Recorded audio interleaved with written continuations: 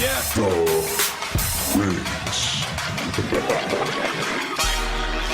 We game time ready. Welcome to my gym where the crowd stays heavy. Keep the bus running cause this won't take long. 4 minutes left, hear the show still going strong. We game time ready. Opponents can't sleep when they leave. No Freddy, it's the Aztecs. In the house tonight. Hoop squad on deck. Who's next to fight? They don't have the scorers on the floor. It's Butler with 2 seconds. He's got to put it up. He wins it with the jumper. But there's no doubt about it. A San Diego State miracle. Trailing on the play.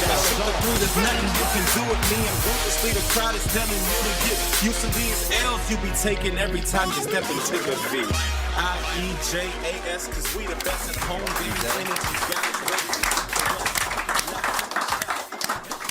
We want to welcome everybody to the Sons of Montezuma podcast, Kiss the Rings edition. I'm sitting here with my guy. You cannot stop him. You can only hope to contain this man. It is SD, the sports fiend. It's good to see you, man. How you doing? I'm doing great, man. Just happy to be here. This guy, man. It's all about this guy right here. This is a very special episode for us. We got number 13, Jaedon LeDee in the house. San Diego State Aztecs basketball. Big man. First off, welcome here to CaliWare SD. CaliWare, they've opened up their doors for us. And we couldn't be more appreciative of them opening their doors here in San Diego, California. A lot of the players already come by here, check out their shirts and hats, and we've got some nice, Jaedon LeDee shirts back here. So you definitely want to stop here whenever you get a chance and are in San Diego, Caliware SD. Jaedon, welcome, man. It's been something we've looked forward to having you here. We're glad we could finally make it happen. How are you doing? I'm good. I appreciate y'all having me. I'm great. It's a beautiful Sunday. It is. It is. These Sundays in San Diego are precious, so appreciate all you guys for taking the time out. Jay, taking the time out. Like, you feel like it's summertime out there in October. Yeah, I mean, it's nothing like it. I've been in a few places that's cold, so, just to be out there in flip-flops right now, it's really a blessing. How's this weather here in San Diego compared to back in Houston, where you're from? I know usually right now it's starting to cool off a little bit, but, I mean, it's not like this. It's a nice breeze and the sun's on you, and I'll be a little bit too hot wearing this right now, but I mean, I'm very comfortable here.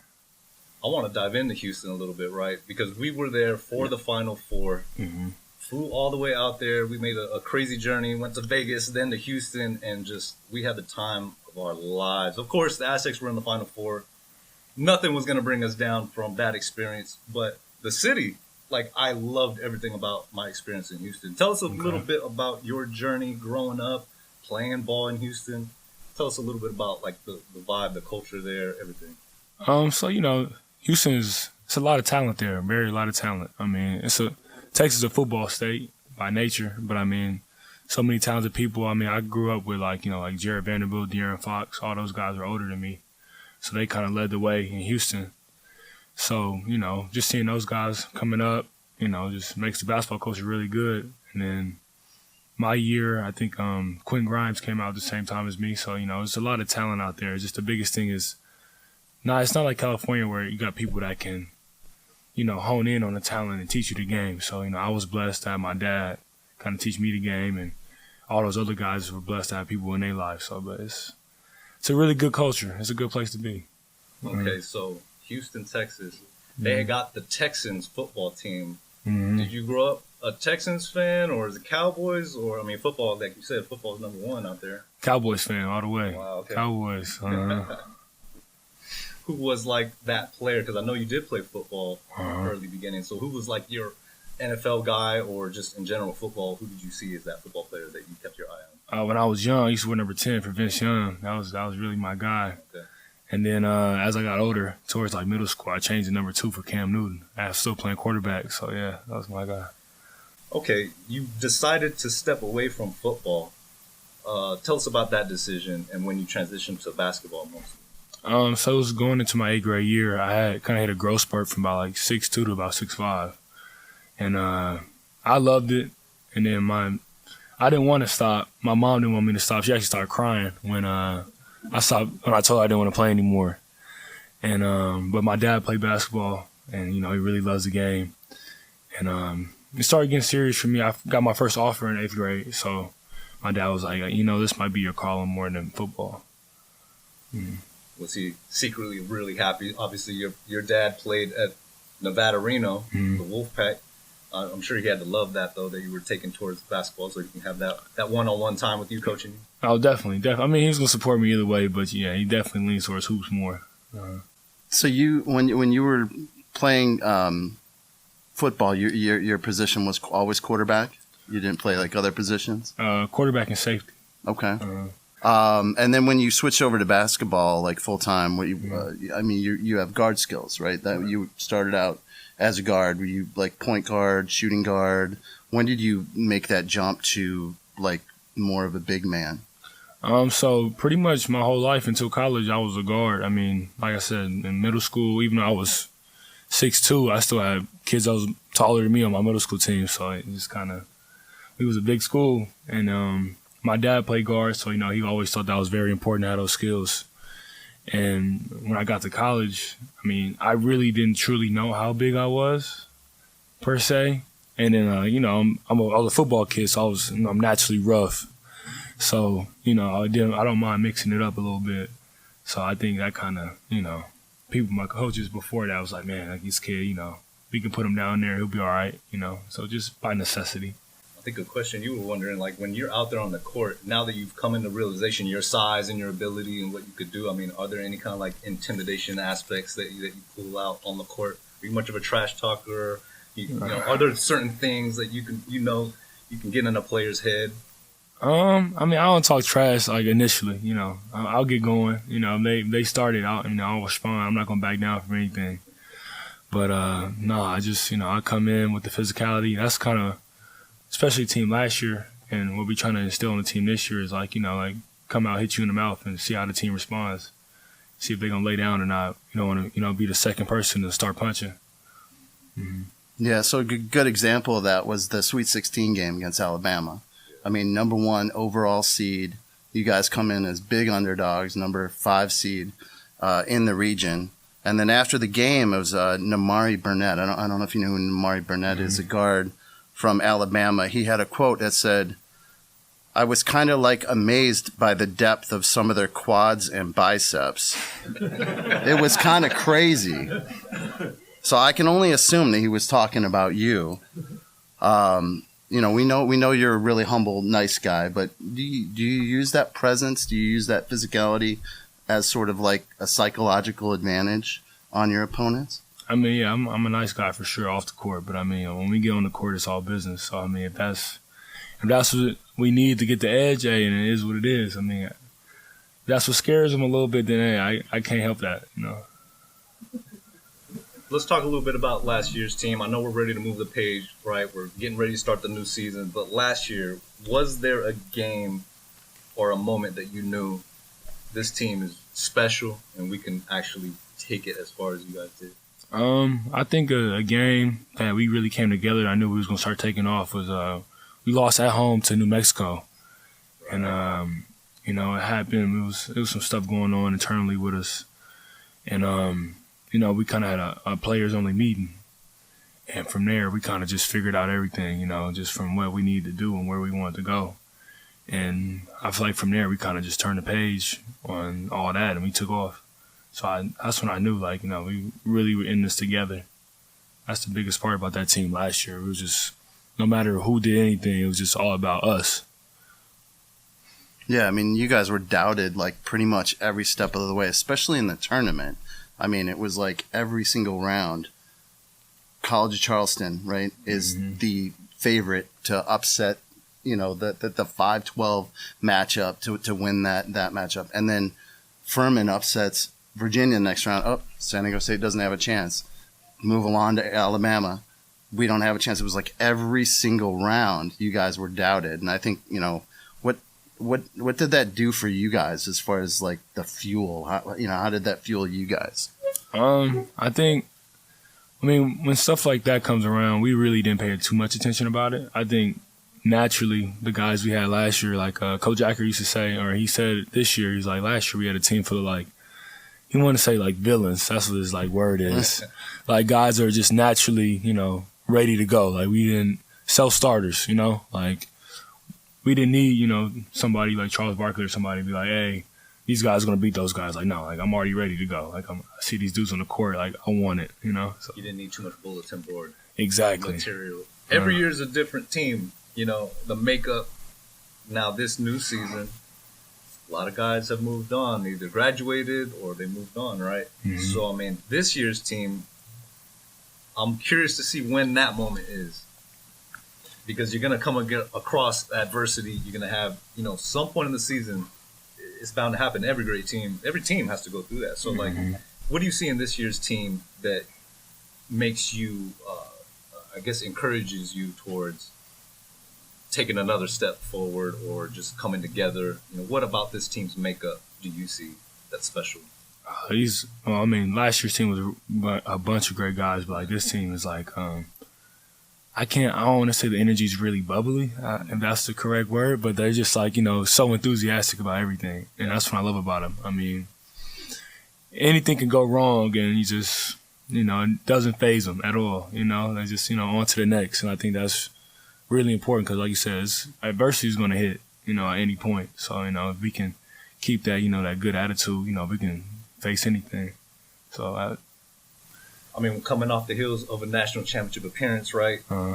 Okay, didn't win the championship, but to be that high on that cloud, that momentum, I can't imagine. Like, rolling into the new season, you ready to go win it. You listening to Coach Dutcher, he was like, after that UConn loss, he was like, you would think I want to break or I'm down, but I'm as competitive. I want to go win them. I want to go win one for myself now. So, I mean, with all the new pieces to the puzzle, all the new guys, we got, you know, Jay Powell, we got Reese Waters, even some of the younger guys stepping up like a Miles Bird. How do you see them complementing your game now? Because last year, let's be honest, you were like a sixth man. Now you're looked upon as, you know, one of the leaders of the team now. So, I mean, how do you see them complementing what you're going to do and what you're going to display out on the court this year? Biggest thing I relate to those guys, you know, because they're new to, like, you know, how we do things, even if they, like Miles and Elijah, for instance, like, they were here, but, you know, they didn't get much time. And the biggest thing I try to relate to them and put myself within them is just the competitive spirit. Like, it's not going to be perfect. You know, I mess up all the time. But, like, hey, if you give it 100% effort, and you're going to make it up. So that's one thing I'm trying to put in them the mostly. But I think, you know, Jay Powell, he's got a lot of minutes under his belt. Reese got a lot of minutes under his belt. And all those guys you mentioned are great shooters. So, you know, and, you know, when we have kickouts or when we drive and kick, they're going to be ready to shoot. And, I mean, we're going to defend. That's another thing we're going to do. So that's the biggest step. I think us right now is just trying to all gel defensively. So that's another thing I wanted to ask you about. Like, you know, Nathan Mensah was such a huge anchor for this team for like the last, you know, 4 years. And, you know, obviously now he's moved on to the professional ranks and there's a void there. So, you know, you're really the big guy coming back, you know, and expected to pick up some of that slack, you know, defensively. Like what have you been working on, like in your own game, like in maybe the off season or right now to try to elevate like your defensive play so that you can be more of like a rim protector, you know, like Nathan was? I don't know if I can be as good as Nathan, man. Nathan, that was his gift. He was phenomenal at it. I mean, I'm so glad he was here when I was here. But I have been. I mean, I've talked about this with Coach Dave, and, you know, we're gonna have to be more collectively, you know, better defensively. You know, I mean, Coach Dave was like, you know, you don't gotta try to block all the shots Nathan can block, but, you know, just be there. You know, be in between everybody in the rim, and that's, you know, that's the biggest thing I've been doing. And coaches do a great job of showing me film and breaking things down and seeing where I need to be at all times. So I'm gonna give it my full and best effort. But I mean, Nathan, like I said, he's one of a kind. You got to play your game.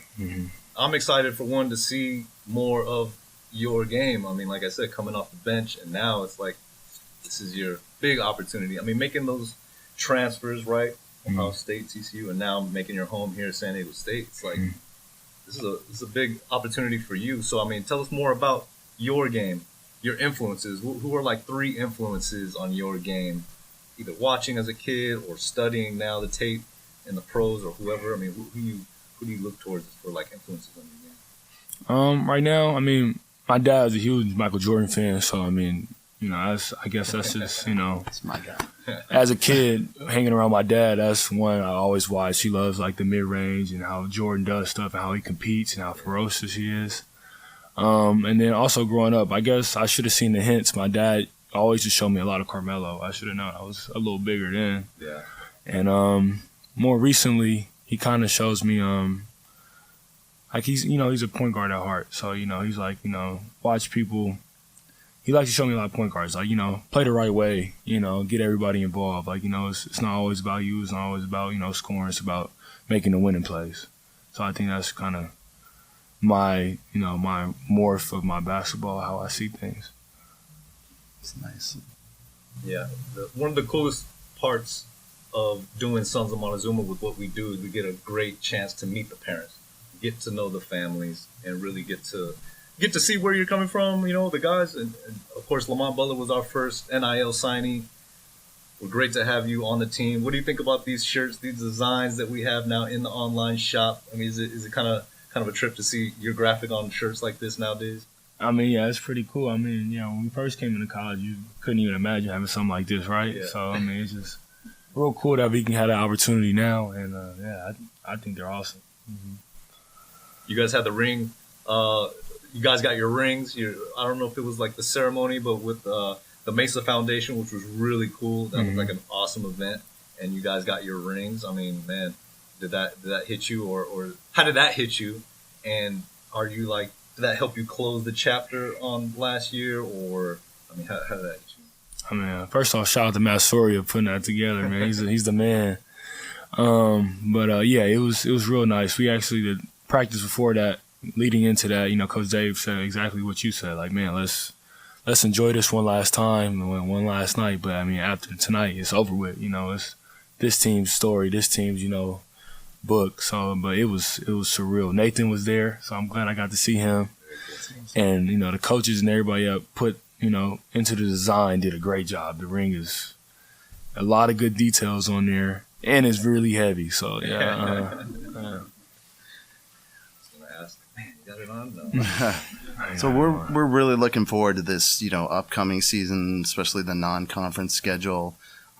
Is there one game that you have like circled either on your calendar? A lot of people don't have calendars now, but if you had a calendar like in your head, like that you've circled that you are really excited about playing. I mean, you're going up against. We have a brutal.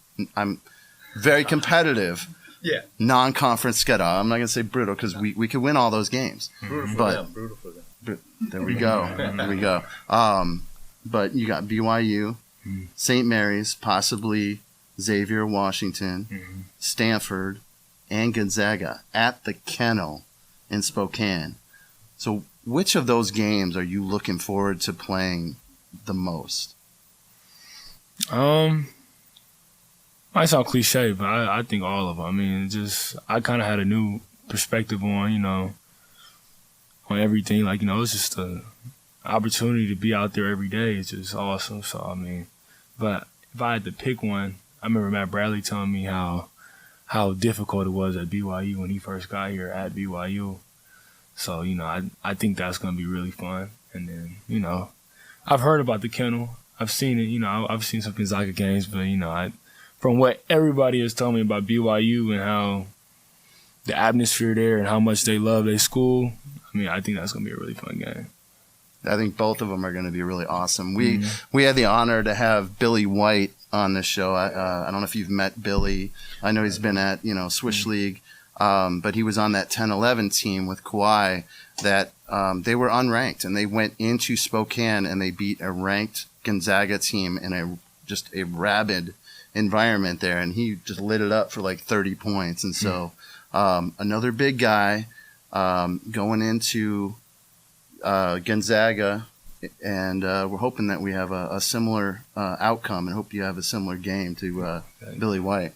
I feel you, man. It's just gonna be fun. It's gonna be fun. I mean, you guys made it to the championship last year. Like, I'm curious to hear you guys' mentality, especially this being your final season in college ball. Like, every game has just got to feel like I'm living this incredible opportunity. I mean, for us who haven't made it to this level, I like to say I was very good at basketball as a kid. And then, I was not. Yeah. These are hoop dreams. Like, this is what everybody dreams about. Playing, at this level, you didn't dream about. I played 1 year of 7th grade ball, and I sat on the bench the entire year, and I don't think we won one game. So that was the extent of my basketball career. I mean, man, yeah.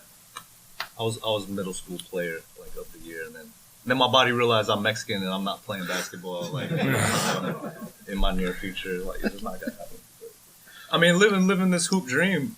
I mean, all the twists and turns, and now to, like I said, kind of find your place, your home, Aztec for life. I mean, it's a real thing. No matter what happens in the future in your career, you're always gonna have Aztec Nation is always gonna have your back. You can always come back to the Montezuma Mesa and your place in history in this city. That team it's legendary. It's forever. So I mean, every game from here on out, I mean, it's got to be an incredible feeling. How do you pick one game over the other?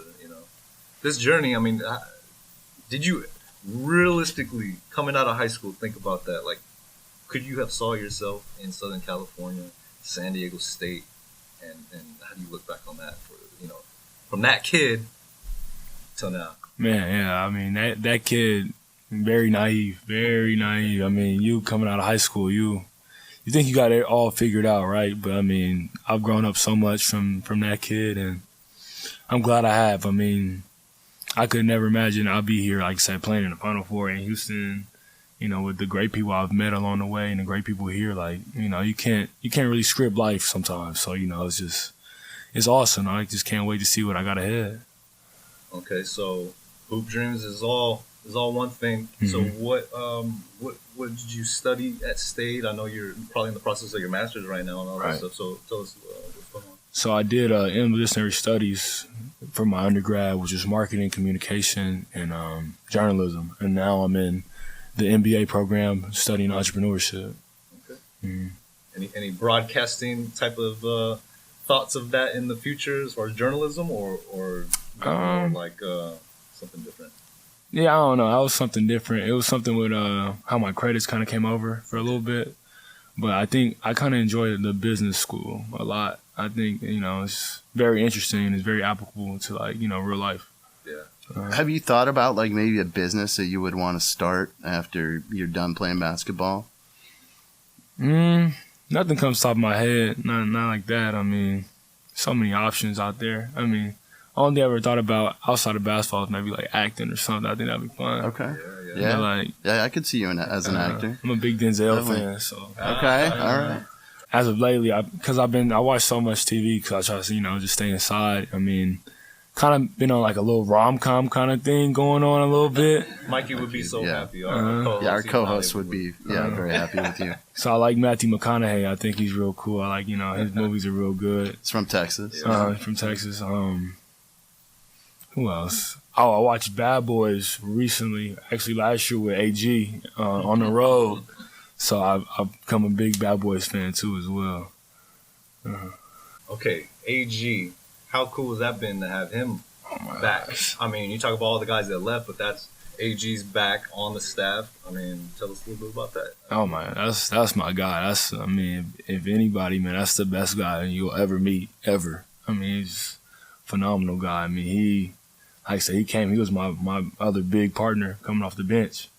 So, I mean, some days, you don't always feel it, right? But, I mean, him being there with me, I was like, man, I'm going to do it for you, So, man, him coming back when I heard the news, I mean, it almost made me cry. Like, man, I was at home. Coach Dave called me, hey, I probably got the best news you ever going to hear. Hey, AG calling the coach. I was like, man, awesome.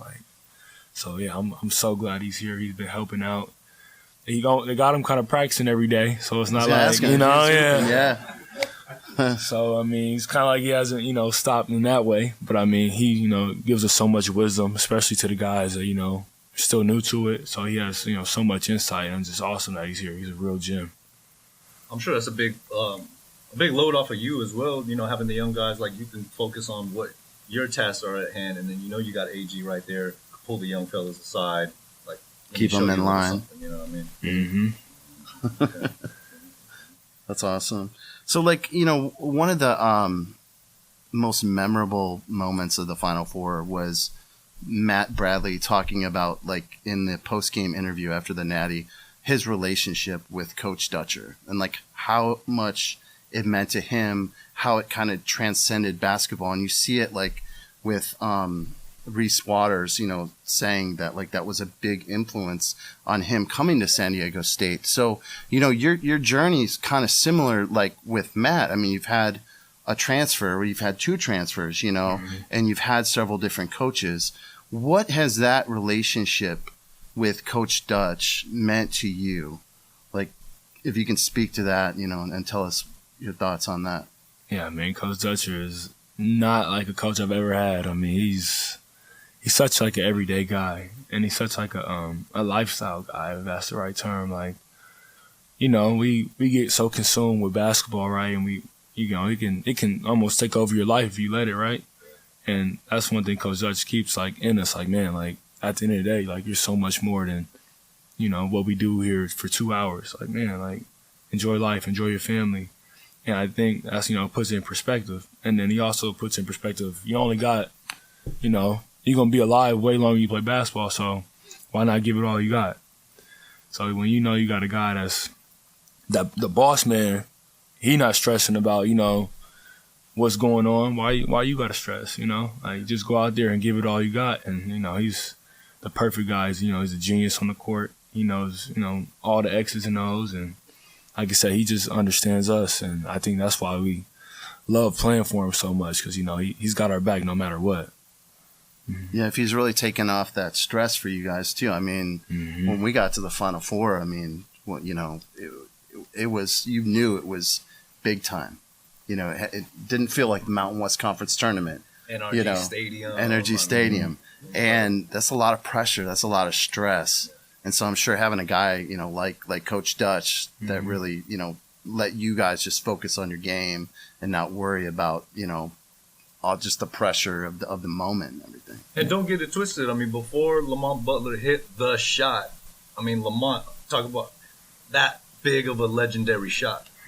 But those 2 buckets before, Jaedon, I mean, you stepped up in that crunch time, those crucial, stressful minutes. I mean, what was going through your mind in those last possessions? That, I mean, it was a flurry of basketball, making those buckets, and getting us into that position for that shot.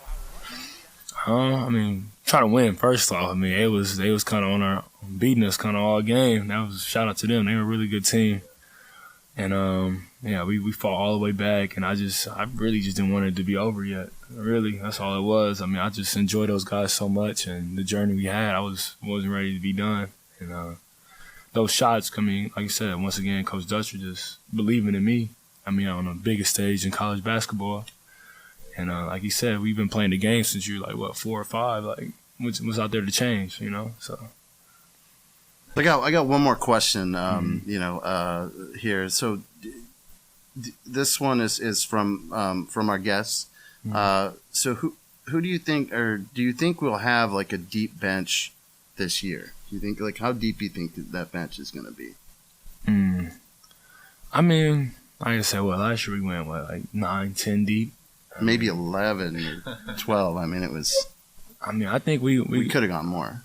I mean, it's a possibility we could do the same thing. I mean, we got a great, solid, you know, 5 and 5. I mean, we got guys that, like I said, are ready to compete and ready to go. I mean, I know we got a strong 5. Whoever, you know, whatever 5 Coach Dutch puts out there, really. But I think the bench is going to be just as fine. Like, it's not going to be much of a drop off. I don't believe. When you have a really deep team like that, does that make it more competitive in the practices?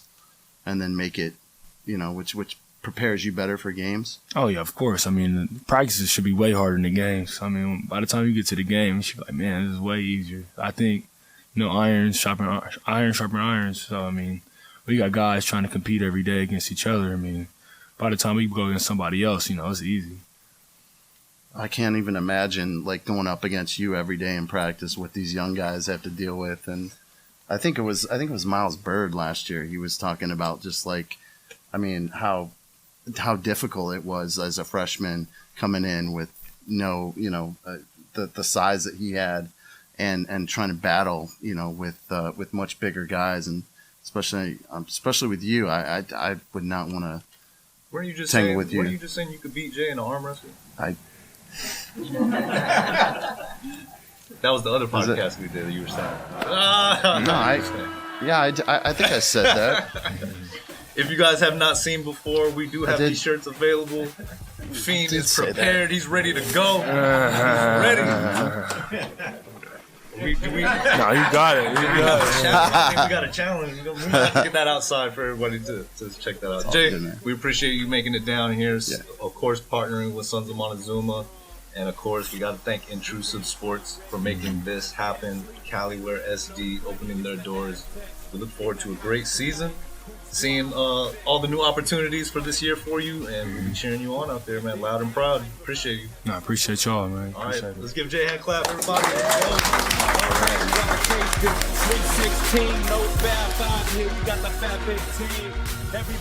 This special episode with Aztecs basketball star Jaedon LeDee was sponsored by CaliWearSD, supplying only the freshest sports and urban apparel in San Diego. CaliWear now features 2 locations to serve you, one on University Avenue, just a little south from the SDSU campus, and their brand new location, the big showroom in Escondido at the North County Mall. Visit CaliWearSD.com for online shopping and more. And also a big thank you to Intrusive Sports Agency for making this episode possible, for a trusted and reliable NIL agency that will work on your behalf as a student athlete. Intrusive is the way to go. They've been very supportive in working along with us here at Sons of Montezuma. And of course, for our audio and video production, we like to thank London Lane Productions for their hard work. You can connect with them for your next creative project. Just find them online at londonlanepros.com. And that's going to do it for this special episode. Again, a big thank you to Aztecs basketball star Jaedon LeDee for his partnership with Sons of Montezuma. You can find all of his NIL merchandise from tees, hats, posters, and more sold exclusively at sonsofmontezuma.com. The Aztecs 2023 season begins this Monday, November 6th at Viejas Arena. Be sure to get geared up today. Until next time, sonsofmontezuma.com. Go Aztecs! Go Aztecs! Cheers, bro. Ain't no stopping it with team on 3 and family on 6. And when you hear done, it all means this. We game time ready. Welcome to my gym where the